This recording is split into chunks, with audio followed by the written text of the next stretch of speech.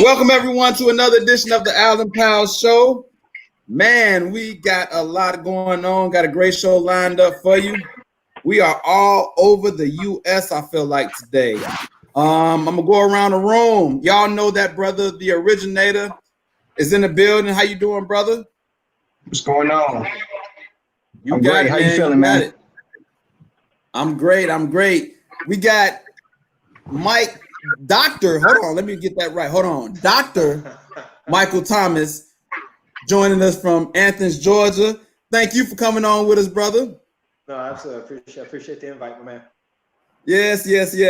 Right up under him, we got Alan Gaines holding us down from Inglewood, California. What's how you doing, brother? You sweating? We heard some stuff going on, man. Hey, if you didn't come back at 8 o'clock on the dot, we was about to roast you something crazy because we heard everything. Oh, okay. All right. Hey, man. Well, I appreciate you having me on, man. You probably heard me half dying out there, man. But health over wealth, man. Black men, we got to take care of our health, bro. So yeah, I got to get it in, man. So I appreciate you letting me step away real quick and try to be back in time. Yeah, man. Hey, look. It would have been some great content, that's for sure. But you made it back on time, which was a little disappointing that you did, but it is what it is. And then we got Cliff Mason holding us down from LA, California as well. Thanks for coming on with us, brother. Thank you for having me. Pleasure to be here. I wish I didn't get my workout in so early now. I could have got it done right before the show. I know. Yeah. There should be a pre-workout before the show so you could actually get people to do something healthy. And then Allen can do whatever he was doing and lead everybody in the process. It sounded pretty epic. So look, we are all over today, and we got a lot to discuss, man. I'm excited about today's show, man. So without further ado, let's lock and load, get right into it, man.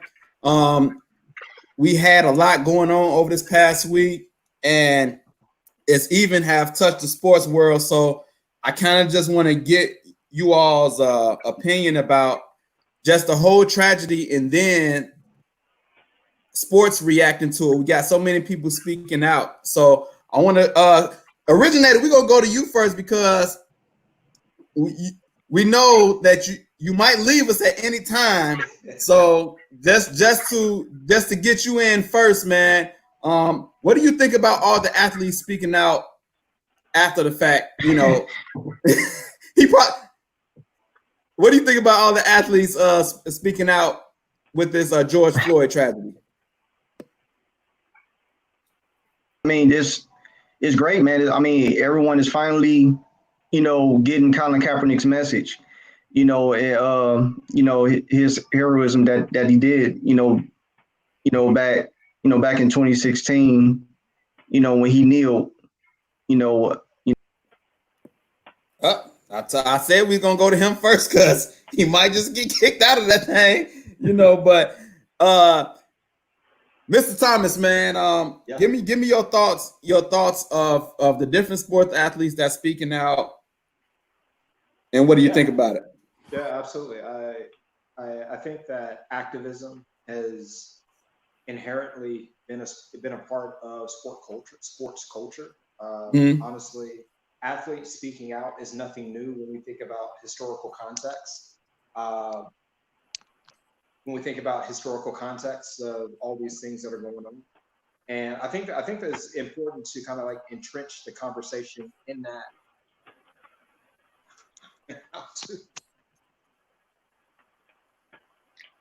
You all right? You done went sideways on me, brother? You got me? Yeah, you back. I can hear you. Go ahead.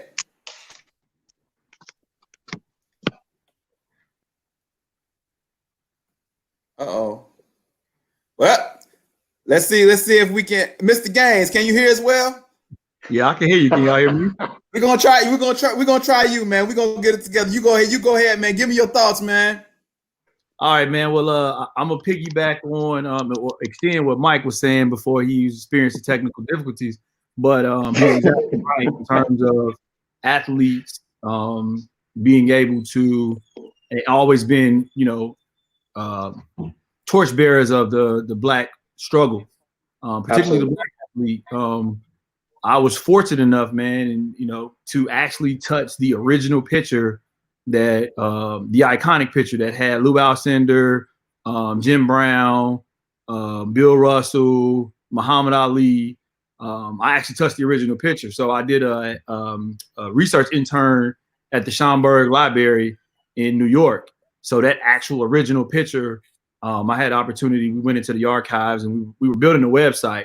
So our job as students was to figure out what type of content needs to go on the website. Long story short, but to Mike's point, the struggle for Black rights, athletes' rights, and all these things have always been something that athletes have always seen, dating back to Jesse Owens, protesting Hitler.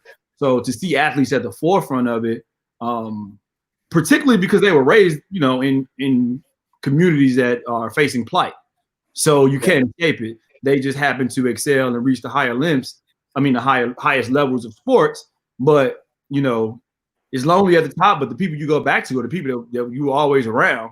And a lot of them, unfortunately, are still in those situations. So, of course, they can't look at those people in the face knowing that, hey, this is what I'm facing. I mean, it struck a nerve, but to know that it was Steven Jackson's twin or best friend or, brother, right on time, with somebody who touched the vein because, everybody likes Steven Jackson. I don't care if you like, hey, if you ever played any sport, that's the mentality we was raised with. Like, that's how you go. You got to be the best, but you go hard and you stand your ground. And to say, and I hate to say that term, being that stand your ground is how they killed George. I mean, Jordan was able to get off, but that mentality. So to see what's happening now and see athletes stepping up and even stepping up, I think it's perfect.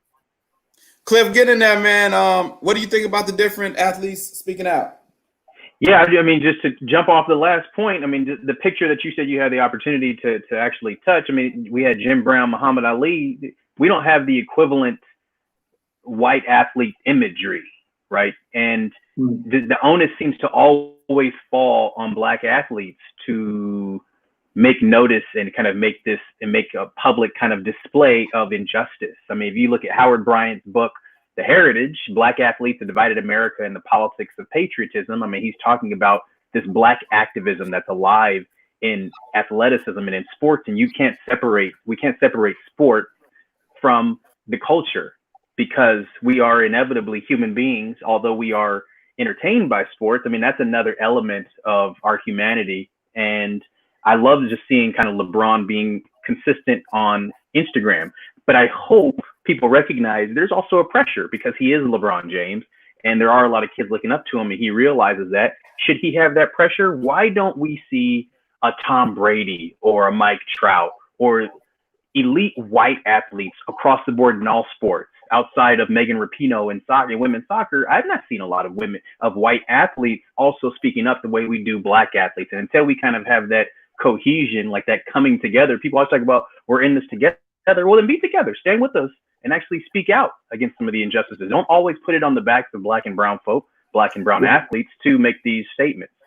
Absolutely. Let me see go ahead, Mike. Yeah, I was going to say one thing really quickly. I think one of the main differences between historical context and present context of the narrative and the conversation around Black athletes is that there's more accessibility to the athlete, to entertainers, to sports stars than there's ever been before. And I would say that now it would be incredibly tone deaf and inauthentic and horrible for the brand, quote unquote, if we were to experience something that we're experiencing now, given the type of relationships that these individuals have with their audiences, to not speak up. My concern isn't necessarily whether or not people are speaking up via social media, because we've seen that over and over again. Right now, I can go on and say Black Lives Matter, Blackout Tuesday, all these different, it's very easy and convenient to do that And it's almost like Donald Trump just holding up the Bible in front of the church for a photo op. I mean, I'm just being honest. Like, we are photo opting in the same way. So my concern is not whether or not you're showing solidarity via social media. It's if you are in positions of power, if you have leverage at the table, if you are sitting at the table, how are you then wielding that leverage? How are you then wielding that influence to then hopefully cultivate a type of change that needs to happen on the outside, from the inside out, as well as from the outside in? I mean, a lot of people are playing different roles, but I just hope that players leverage their power, they leverage their brand, they leverage how much they mean to the sports industry right now, to really lend their voices and their social clout to the call. Let me see if I can get the originator back in and see if you heard the conversation, brother, you go ahead and see how much action we can get from you. Yeah, I'm gonna try to make this pretty quick. I like what Cliff Mason has said, about the white athlete stepping up, being a voice, for this kind of things. And it takes me back, to the 1968 Olympics, where you had Tommy Smith and John Carlos, that raised their hands at the Olympics when they won the gold and the bronze respectively. But it's one guy that you really don't hear about in that 1968 Olympics, and that was Peter Norman, who stood by them, a white Australian athlete who won the silver medal. And his career was ended just because he stood by them. If you look at the picture, he's not raising his fist or anything, but he said that he just wanted to stand by them because he wanted to support, the protests that, that they were doing. And remember, this was just months after Dr. Martin Luther King was assassinated. And, and we need, it's guys like him, who are the unsung heroes, so, I mean, the voices would be louder if you have a Tom Brady step up, if you have a Drew Brees step up, who's an enormous leader, and other white athletes that step up and help raise our voices to let people know, like, hey, we're going to come together and we're going to end this, this social injustice, because, it's been too long. It's been too long. We're not being heard. So now it's like our backs are against the wall. And now, you don't want to fight anyone whose backs is against the wall, because more damage is just going to come. Unfortunately, what we've been saying these past few days. And I'm sorry, go ahead. Let's go ahead and dive into that conversation. Why is it that the high profile white athlete is not really stepping up to the plate and speaking out against it? Anybody have a reason? Because they're scared. They're scared. They don't know exactly what to say, because they don't understand what we've gone through. They will never understand what we're going through. So they're being carefully selective in the words that they're expressing. And one slip, one thing that they say that's not right, then the way social media is, that's it. Their careers is potentially done. I just went back to 1968 Olympics. Peter Norman, he won a silver medal in the 200 meters. You know what I'm saying? And his career was over just because he stood by those guys. Yeah. So but this is my thing. If you're that great, what can they do to you? If the better athlete you are, the more you get away with. Am I right or wrong on that? You Mike, wrong. getting in. Alan, go ahead, Alan. You wrong.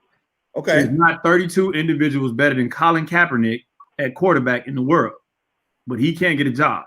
That's right. Technically, but he's not. But he's not on the Tom Brady. Listen to what you said. The better athlete, the more you get away with. There's not. I mean, he's as fast as any quarterback. I'm talking about top notch, though. I'm talking about top notch. I get it, but what I'm saying, to your point of his athleticism, you're telling me that there's 96 men that can play quarterback better than Colin Kaepernick in the world. No, he can't get a job because of his political stance. Go ahead, Cliff. So I think there's two reasons. It's what the originator said earlier.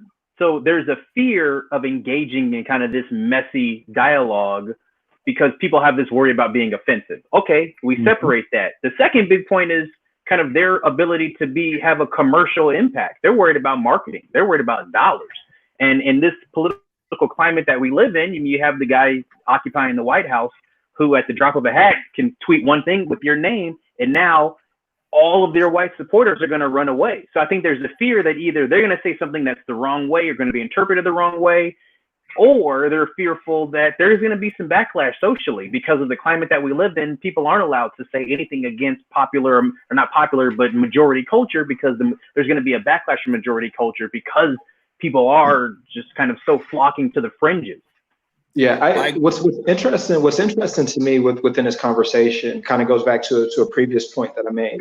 I think that right now it's safe to tweet out something that you're in solidarity with this particular cause, because it's so clearly an unjust situation that you're clearly on the wrong side of history, right? So if we go through Twitter feeds and things of that nature, I guarantee you that right now there are tons of Twitter mentions or whatever it may be about that we're with George Floyd.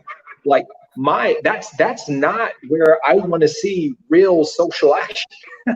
Like if Tom Brady speaks out, I want him to speak out and stand behind maybe a 3 or 5 point black agenda that's been established, that's going to be clearly articulated and laid out in a way that we're not going to move off these points until something's done about it, right? Because it is, again, social media makes it so convenient to pose and make it appear as if you're really for the cause without having to do the work.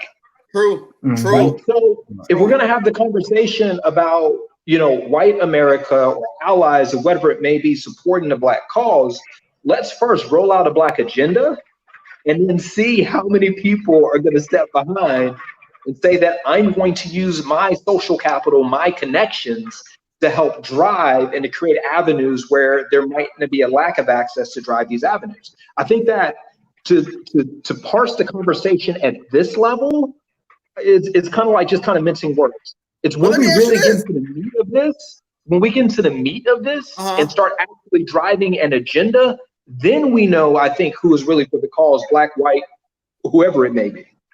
But because a lot of people, it's easy to talk, it's hard to do the work. But if they can't get even in the beginning stages, where I think will be the easiest, in my opinion, what makes you think they're going to get in when it gets to the meat of it? Yeah, but Al, I would argue, like if we went through and after this we went through and just ran off through Twitter, whatever it may be, announcements or what, Twitter feeds, Instagram feeds or posts, I'm pretty sure we could find a contingent of white athletes who are doing the Blackout Tuesday thing, right? We can find a contingent of people who are doing these things. But what I'm saying is that this point in time right now is a very shallow point in time right now to really determine, to really be a litmus test for who's really supporting the cause. Because like Nipsey Hussle said, the marathon continues. This is not a 3-month, 6-month, we get through the election and we're done type scenario. If you're going to be a part of this cause, you have to be married to this cause. And anybody who's ever endeavored to run a marathon knows that you got to get in 10-mile runs, 12-mile runs, 15-mile runs, 18-mile runs before you even build up the stamina to run a full marathon. And even at that point, you don't run a full one, right? The most you may do may be an 18-mile run. Then you run a marathon not having ever run a full marathon, right? So I'm more concerned about who are going to be the people who are here for the marathon, as opposed to playing this game of just Twitterverse and social media to doing something that's convenient, because everybody is doing the convenient thing right now. I want to know who's going to back us when this becomes inconvenient. And doing the post right now, I don't think is very inconvenient. If you're black, white, and different, I don't think it is. I don't think it can hurt. I would say I don't think it can hurt. But let's talk about the convenient and inconvenient part of it. So we've seen a bunch of statements from different teams and different people. I want to specifically talk about Roger Goodell and the statement that he made. So hypocritical, being that he was in the forefront of Colin Kaepernick getting blackballed. Do you think that Roger Goodell, what was the reason for him making the statement? Because it seems ignorant to do it when you was behind the Colin Kaepernick being blackballed and you didn't do nothing about that. Alan, go ahead. You go ahead and get in there. I see the smirk on your face. Well, I mean, that's layered. The NFL was he couldn't hire Colin Kaepernick.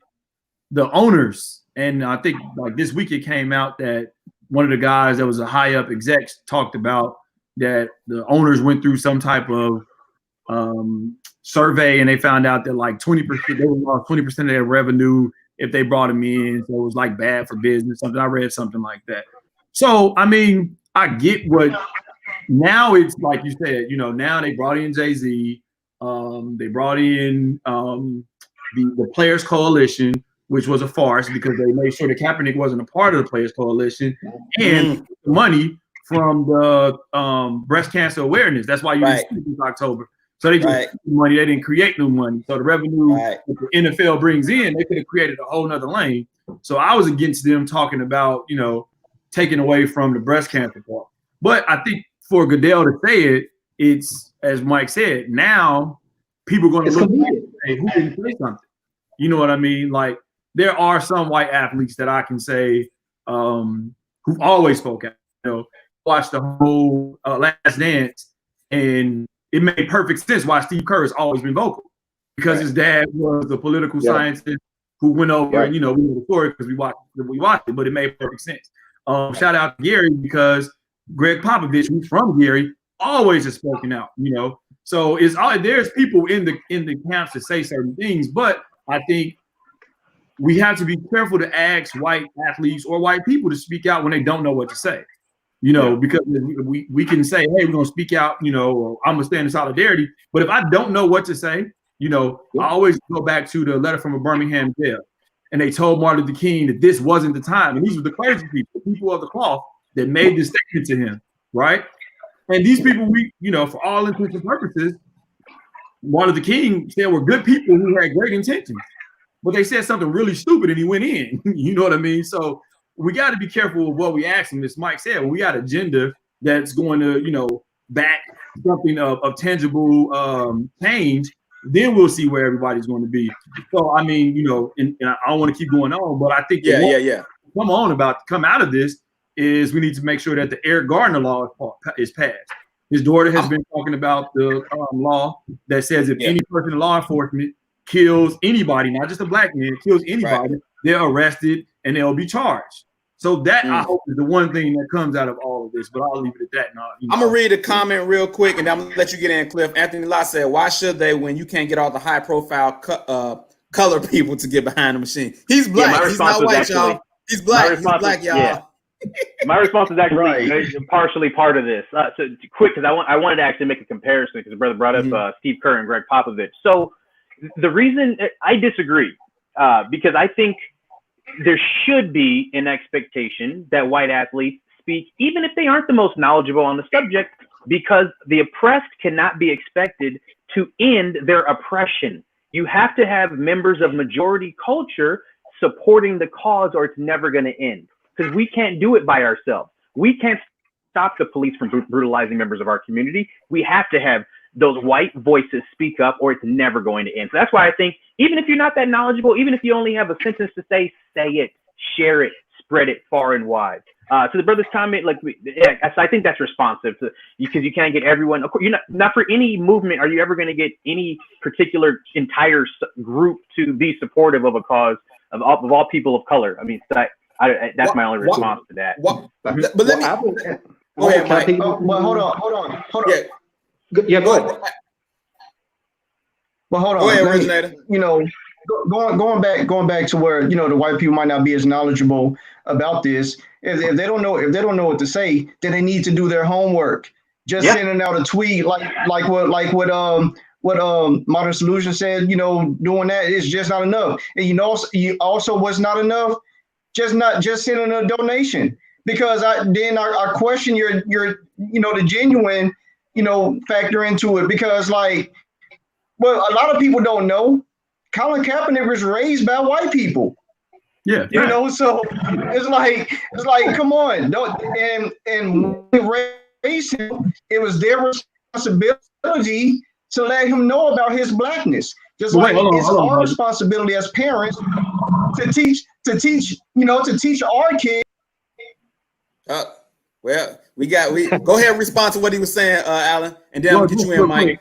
Yeah. You know, it was funny because he brought up the 1968 Olympics. Actually, the unsung hero in all of it is Harry Edwards. Harry Edwards was in San Francisco, where I want to say Tommy Smith, one of them was in that area. So it was a mention of a boycott of the 1968 Olympics. They agreed, and then they did the silent protest. Harry Edwards has been in San Francisco. Colin Kaepernick did not come to San Francisco with the same enlightenment. He was the 49ers' advisor. Harry Edwards has been since Bill Walsh. So when when Colin Kaepernick got with Harry Edwards, he started to get that real. And once he got that real, he started to speak out. So to that, and I'm not saying, and I'll back up. I'm not saying that if you don't know what you're saying, to me, close your mouth. If you don't know what you're talking about, close your mouth. You could be in support and a whole other ways. Everybody ain't gonna be talking. Now, I think that's some of the problem. Too many people are talking. Hey, if Mike knows what to do with something and I don't, or Cliff, you know what to do with something and I don't, I need to stay in my lane. I need to be quiet, Mike, ways to support you and not, put too many hands in the pot. That's the we were just talking about. Yeah, I'm sorry. No, you good. The crazy part is we were just talking about that earlier before the show. We had our own conversation and we talked about everybody playing their roles. But go ahead, Mike. Yeah, and I think that was my point about the machine conversation, because first we got to break down what do we call the machine, right? And then if we look at the machine, then we got to open it up and say, well, what are its parts? Exactly. And if I am minding my position within the machine to ensure that I don't drop the ball with that, what I need to do to make sure another component is able to spin, then we have to. I just really think that we need to caution how we judge people in our frustration because we don't see them acting the way that we act. I think it's very important. I'll go out, I'll protest, but when I'm sitting on boards, I'm the only person of color on the boards. And I don't turn around and say, oh, I'm frustrated because other people don't see a purpose for wanting to be a part of these things when they can be a part of these things to sow some social good. Or if I go to a city council meeting and I'm the only person there, or if I'm serving my community and I'm the only Black person who's a part of this organization or group who is out in my community serving my community, I don't then turn around and get frustrated and say that, well, no one else is doing any positive work and trying to help cause any type of change. So I just want to caution us to really think about the machine, and instead of casting judgment, which is what we're arguing about, is that a police officer basically judged an individual based on an assumption that he had about him. But if we're going to navigate this process, we can't then turn on each other and start doing the same thing. That I'm going to judge you because you don't appear to be doing as much as I'm doing. But how do you know? Like we can't do a selfie every time we do something. Like that's just not the way the world works. So I want to caution people, instead of casting judgment, just engage in conversation and say, hey, these are some things that I'm doing. I would just be curious to know, like, what are you doing in terms of not from a judgmental space, like you're not doing as much as me, but let me know how you're contributing. Let me know what Alan just said, how I can get behind you to help you do what you feel comfortable with, because all those pieces of the cog matter. And we're not going to get anywhere if we start infighting and start judging because I'm not as irate, right? You don't have to be Jordan to be a killer. So you saying if you're that up in arms about it, just make sure you're doing something and that's it. Yeah, no, make sure that you're doing something, but then don't just necessarily jump out and judge someone to assume that they're not doing anything. Listen, be empathetic, and engage in conversation. Right. Enlighten yourself to say, oh, I didn't even know that was an avenue. How can I do that? Right. Because you may be exposed to something that you never knew that was a possibility to engage in this fight. I see you originated. I'm gonna get you in a second. Yeah. I'm gonna read this comment. Then I'm gonna get to you, Cliff. Bernie Campbell says the conversation has never really been had, so I don't believe that knowing what to say is as important as beginning to talk. So that's an interesting comment as well. Cliff, go ahead. Yeah, not to shift the conversation too much, and I'm completely with Mr. Campbell. I'm with that wholeheartedly. But I think it's important also to look at the dichotomy of statements from the NFL and what the NBA posted, because those two leagues have always had kind of a different view of the athlete's role when it comes to social justice, and the athletes just having an allowance for being proactive. So like the NFL talks about it as tragedy, and they speak about it very broadly and trying to be safe because they have to appease their master in the White House. Not to get too political, but they say Ahmaud Arbery, they say his name, tragedy. They don't say the word racism one time. They don't acknowledge that race is a factor. Or even domestic terrorism, which was kind of integrated. They're not going to ever go that far. Yeah, but President Trump just used it based on rioters. He called it domestic terrorism. But yet when something happens to Black people perpetually, it's not domestic terrorism. It's just the language matters.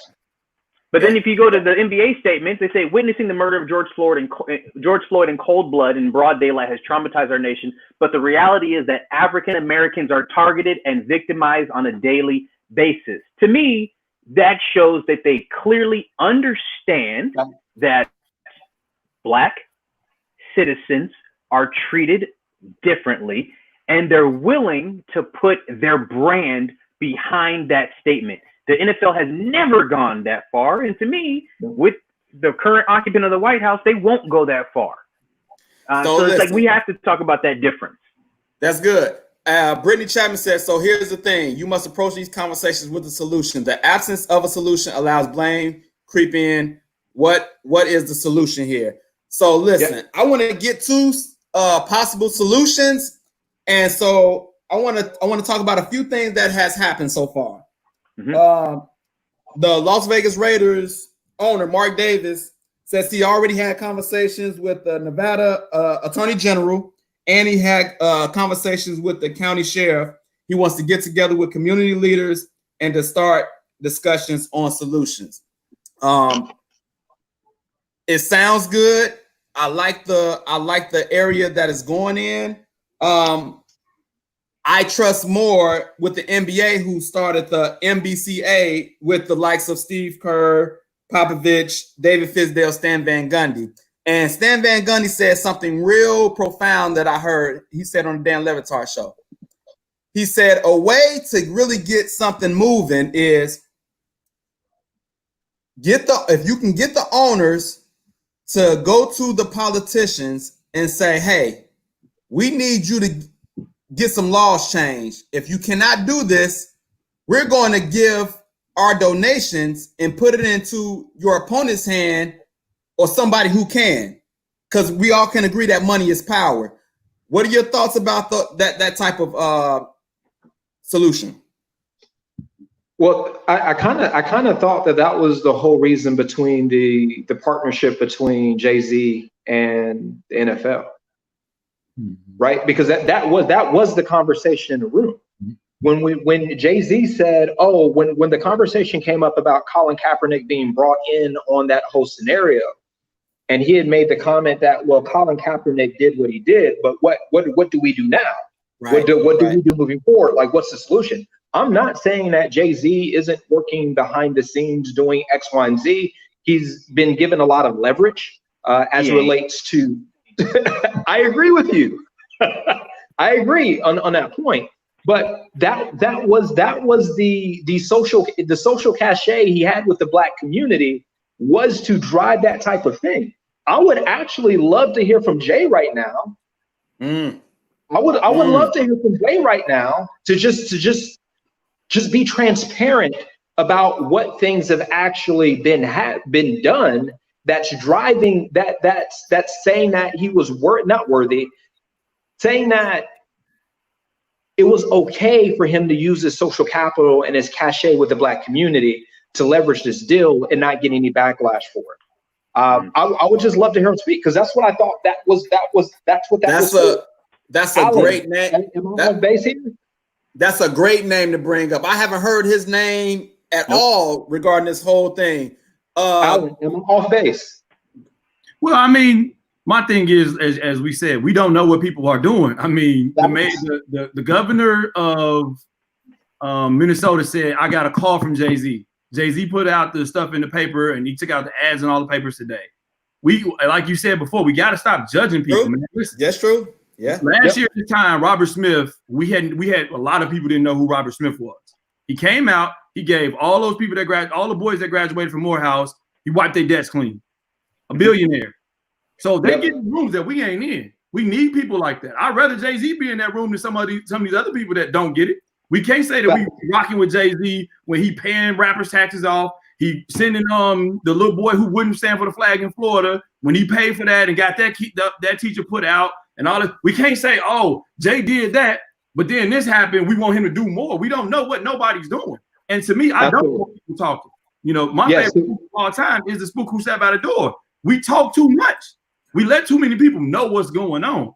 Let's see what happens with legislation around. I'd rather have people in the room that got some sense.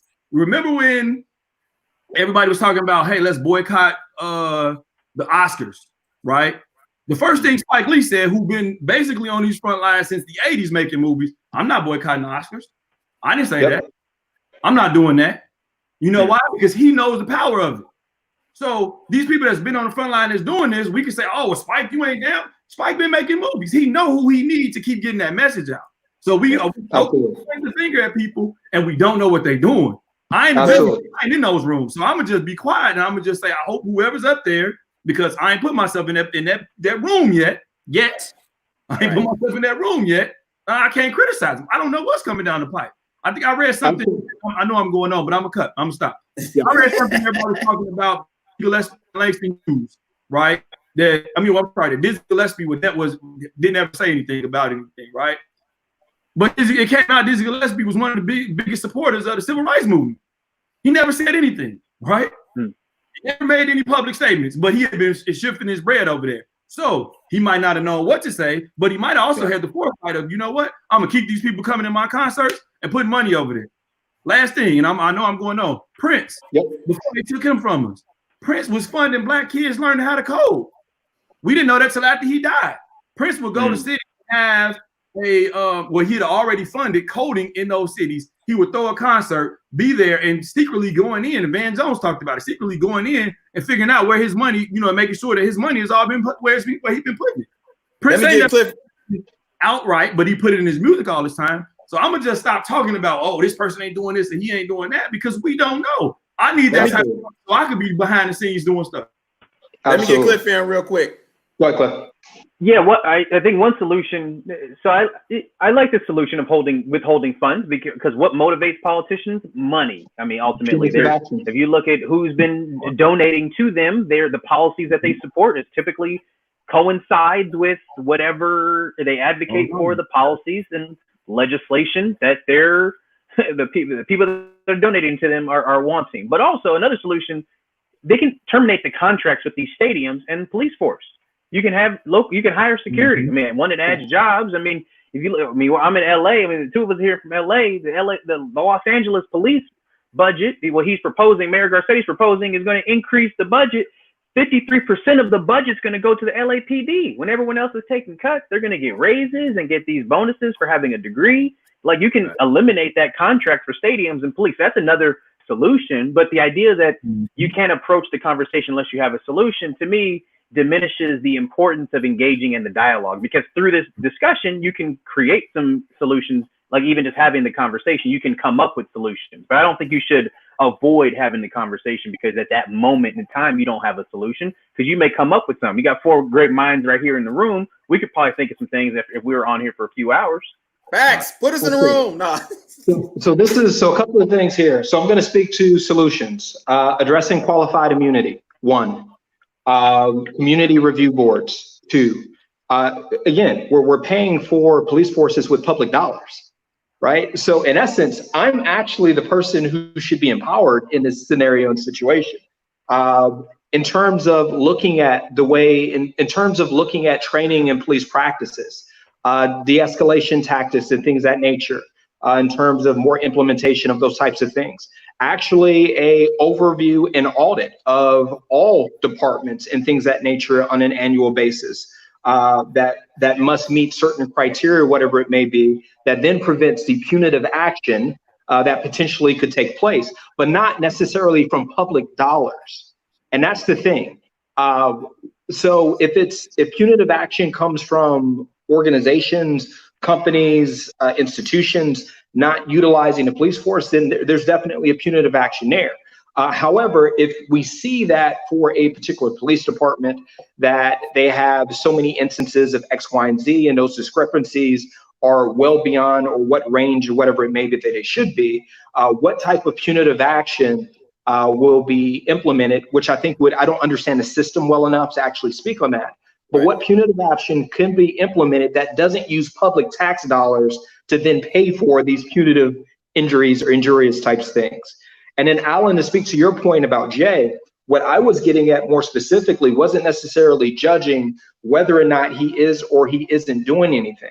But speaking to Al's point, and that point that was mentioned earlier in terms of these solutions and working inside the room, one of the things that I've been incredibly mindful of, especially within the Blacking community, and we need to understand this, there is still that whole field slave, house slave mentality. Mm-hmm.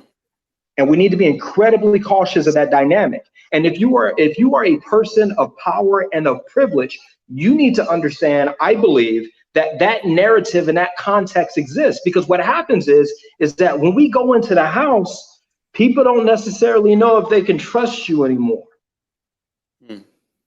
And that's a very real dynamic. So my only point with the whole Jay thing is just understanding the context and the height of the situation, which you said there's some things that he's done recently, is if we understand that that is a part of this narrative where that causes distrust, then I think that if you're in that type of position, that should in some respect be somewhat a part of the process in terms of having a little bit of transparency, not for the whole sake of saying that this is what I'm doing, is just to let you know that I'm at the table and I'm advocating for you.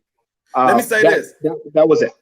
Let me say this, because I don't know if you all addressed Stan Van Gundy's idea, because I believe that they're going to, huh? Cliff did, but go ahead. Yep. Oh, I'm sorry. Wait, Cliff, can you say it? Can you say it again? Alan, I want you to expand on the Eric Gardner the Eric Gardner law, whatever it may be. I'm not as familiar with that. I'll come back into it, but go ahead, Al, with the point you was making. Yeah, because I believe money is power. Money is power. And I got a question behind the withholding of funds or moving the money to a candidate, because they want the backing, they want the funds for their campaigns and different things like that. Cliff, just rehash this on what you said, because I think I missed it a little bit.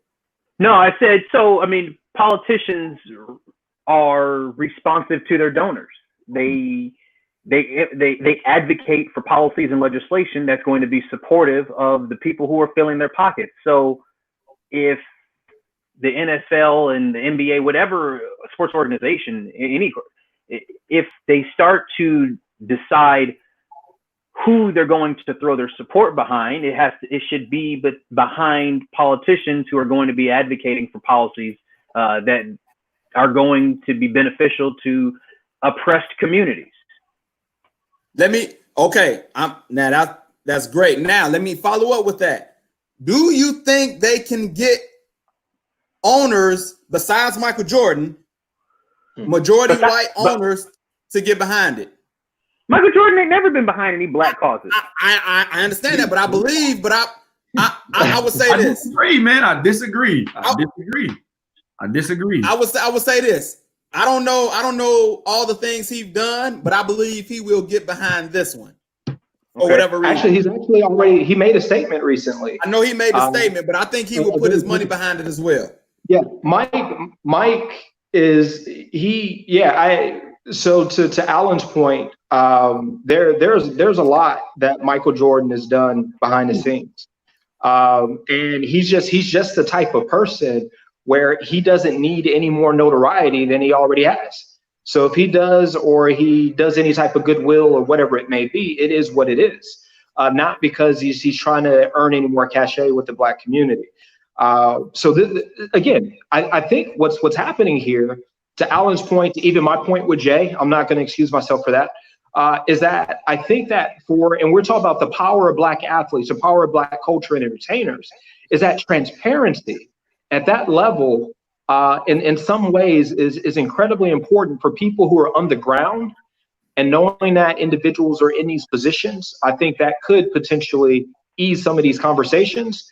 But then again, celebrity has always been cautious about putting so much stuff on Front Street, because it can be viewed as, I'm just trying to garner attention, and then look at me and look at what I'm doing. So it's almost like, it's like damned if you do, damned if you don't. So I completely get it across the board. Go ahead, Cliff. Did you have anything else, or you good? No, I'll wait to the next one. I just think if you have a platform and you're somebody of that stature, I recognize he doesn't need to gain any more cachet or notoriety in the Black community, but he also, with that, I mean, he's a billionaire owner of a franchise. I think he's the only Black owner in North American sports. Is that accurate? Majority owner, yeah. Black majority owner, yeah. So I mean, that comes with some responsibility. I mean, for better or for worse, so I think he does have a responsibility to be, to your point, transparent. You've got to, like, we don't say that Obama's doing the things that he's doing for, like, we know everything he's done with My Brother's Keeper, right? In Chicago, we know what he's done with trying to get those young brothers to get the guns out of their hands, but we don't think that he's doing it for any recognition. The brother was in the office, the White House, for 8 years. He doesn't need any more recognition. But we know we can list off, all of us can probably list off a dozen things that he's done since even being in office for the benefit of the Black community. So I guess that's my only pushback. It's like, well, we can be aware of the things that he's doing without him assuming that we're just going to say that he's doing it for recognition. Right. Okay. To that point, because I agree. Like, I'm one of those people. First off, I'm a Magic Johnson fan. So when Mike came from Magic, I was hurt. So let me go there first. You know what I mean? And for a long time, I was one of the people who yelled like, "Man, Mike ain't doing nothing. Oprah ain't doing nothing." Totally. Got schooled on what they were doing. Now, I ain't gonna never excuse Mike for allowing these brothers to get jacked in the streets for his gym shoes and him never saying nothing. I ain't gonna never let that go. You know what I mean? My best friend Rodney Williams was held at gunpoint for his Jordans when we was at Charlottesville. I remember when you were telling that story. Huh? I said, I remember when we were younger and you were telling that story. Yeah, so like, right. Some people was getting shot and killed, not come up off of them, just like, so I ain't gonna never forgive Mike for that. You know what I mean? But I guess to that point that, you know, it's a lot of people who are doing stuff, and just like we talked about the cogs, those pieces. I would rather hear, and you know, Kareem, you know what's up. So when Kareem statement, it was like, man, perfect. Those are the type of athletes I want to hear from. Like, nobody ever talks about Shaq, right? Like, Shaq ain't never said this or never said that. And Shaq is everybody's favorite in terms of the personality and all that. But Shaq been putting money in the causes for a very long time.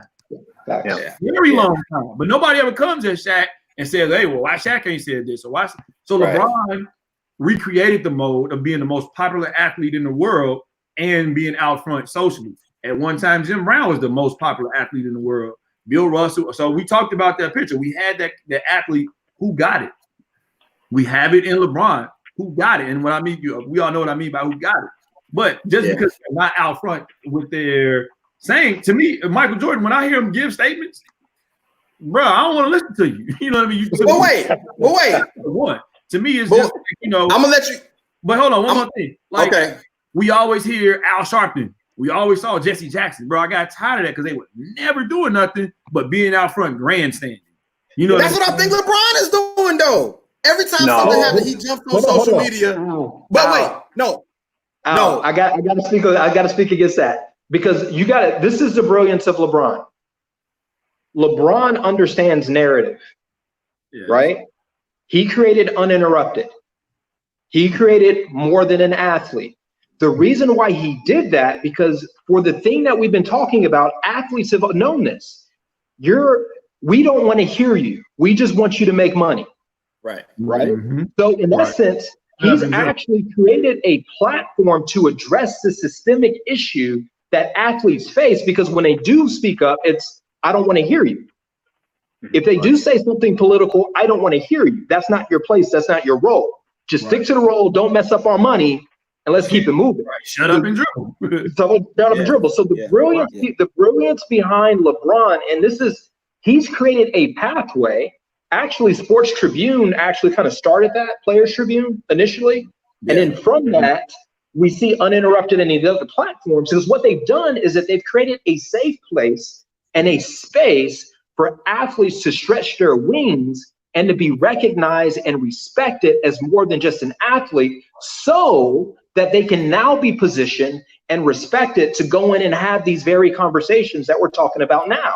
Because in the past, with the Jim Browns and the Lou Alcindor and all these individuals, it was kind of, oh, you're going to speak up, but you don't have a place at the table, right? He's actually created a space that's addressing a systemic issue that gives more power to athletes to have more voice and more influence. And if we can't see that as powerful, that's a chess move. Right. That's chess.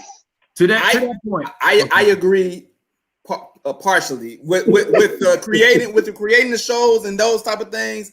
But it seems like every time something happens, the first move is let me jump to Instagram and just say the politically correct thing to say in the Black community.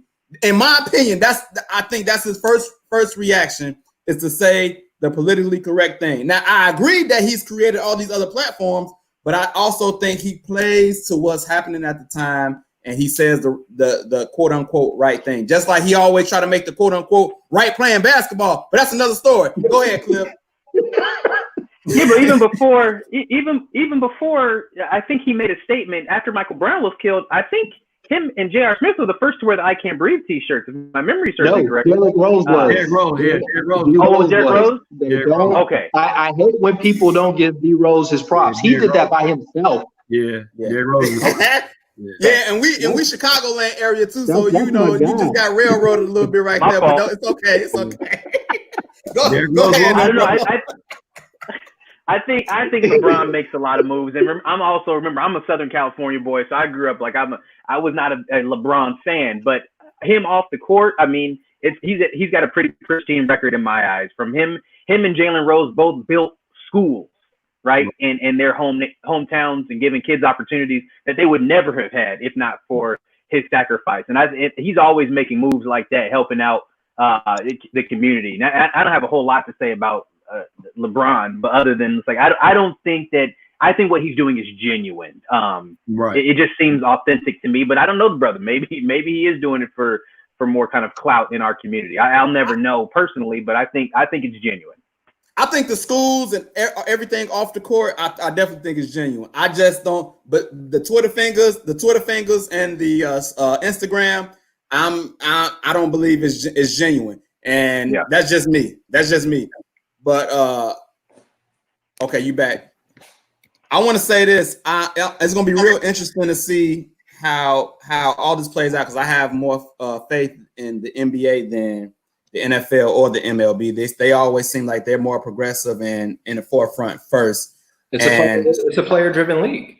Right. To Mike's point, right? Like, we got to go back to, we all heard it as kids that Jackie Robinson broke the color barrier, right? But why did they choose Jackie Robinson? He was the type of athlete, from everything we understood, the story goes that he was the type of athlete who wouldn't have fought back, who wouldn't have said that. Right? So, wasn't the best. Satchel Paige, Josh Gibson, all these guys in the Negro League who are, legend says they're the best of the best to ever do it, in black or white. For sure. Yep. So, the athlete they were picking to break the color line, Branch Rickey, was a certain type of athlete. That athlete has evolved into, the most popular athlete in the world right now, of course, is LeBron James. Now, to your point that he's always first, well, would you rather be asked the question, or would you rather control the narrative? Would you rather be, think about it. For years, we had Mike who, when they put something in front of him, he danced around or didn't say anything. They knew they wasn't gonna get that sound, right? You can't hear us? Yeah, you breaking up a little bit. But go ahead.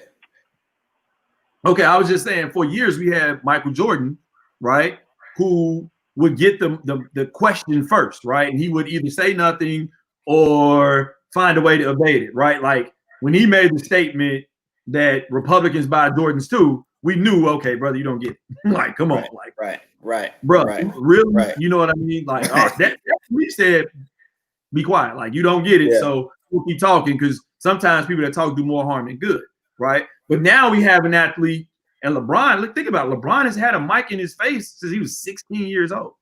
Yeah. He's 35, so for over half his life, for 19 years, he's been the person that they're going to ask a question, right? Yeah. Right. So he learned, hey, I can't be the one that allows everything to go. That's why he said the uninterrupted, right? He made mistakes. He made mistakes in front of us. Yeah. But now it's like, yeah, I'm going to be the first to say this or say that. Or his team, he got a great team around him. You know, before he built the school, he was paying for those kids' college education, right? Yep. A la David Robinson, who was another person who said, hey, I'm going to take my money. We don't ever hear anything about David Robinson. But David Robinson said, hey, I'm going to take my money. He went to a local school. He said, all y'all that graduate, I'm going to pay for y'all to go to college. And he did it. Yeah, I didn't know that. He don't get the pub. I heard of that too, but he don't get the recognition. Right. We got to get that athlete. He's not right. You know, he's not right. LeBron. You know what I mean? So we have a whole lot of athletes who've done these things. Like who is it? Dave Bing is he the mayor? Was he the mayor of some city at one time? I don't know. Yeah, I don't know. Dave Bing, but I know Alan Page used to be at the Minnesota Vikings. He went on to be a judge. So we've always had these athletes who got it up here, but at the same time, because of the notoriety, because of their position, we don't always see them in that forefront or in that light. We got to get ready to. What was that, Cliff? No, Kevin Johnson, Phoenix Sun. I mean, he got the finals, and he's mayor of Sacramento. Yeah. We got to get ready to wrap it up, man. But I appreciate each and every last one of y'all, man. Always got a scripture for you for the end of the show. The scripture is Matthew 5:9. It says, God blesses those who work for peace, for they will be called the children of God. I think it's I got a journal, and it just so happened that verse stuck out to me. I thought it was very profound to be around this time where everything is in so much chaos. We're gonna need some people that's going to be working for some peace, even though it's a call to action, but we're going to need some peaceful people to doing that. So I want to go ahead. I want to say one thing to that, and to the point of we need a system, right? Like we talking sports, right?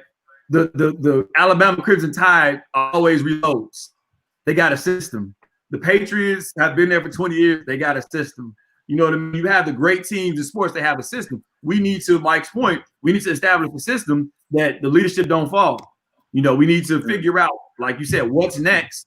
We need to figure out who's going to be in place that can keep everything going so that it isn't like, hey, they mad now, they're protesting, they're looting, this, all this other stuff. We need a system in place. Al, real quick. Yeah, I was going to say, you get the last word. One of the things that I really appreciated about this conversation that I think that we modeled perfectly as I was watching is that we were all open to expressing our point, but also receiving new information. Right. And then saying, oh, I didn't know that. All right, well, that kind of changes maybe my lens and my perspective a little bit. Yeah. And isn't this what civility looks like? Yeah. Hey, Mike, Mike convicted perspectives, but we all actually took in information from one another and actually grew from this. Hey, and man, that's a beautiful thing. Mike, you convicted me like 2 times during the show. I was like, God dog it, he didn't got me. You're like, don't you be judging? You don't know what they doing in the background. Oh man, he got me. We got to hook up, man. We got to hook up, Cliff, when all this blows over. Oh yeah. Hey man, I appreciate y'all, brothers, man. I will definitely be keeping y'all on the ringer, man. When we gonna have to do it again, definitely again. So I appreciate y'all. We're gonna see y'all next week. We are out. Y'all stay blessed. Same. All right.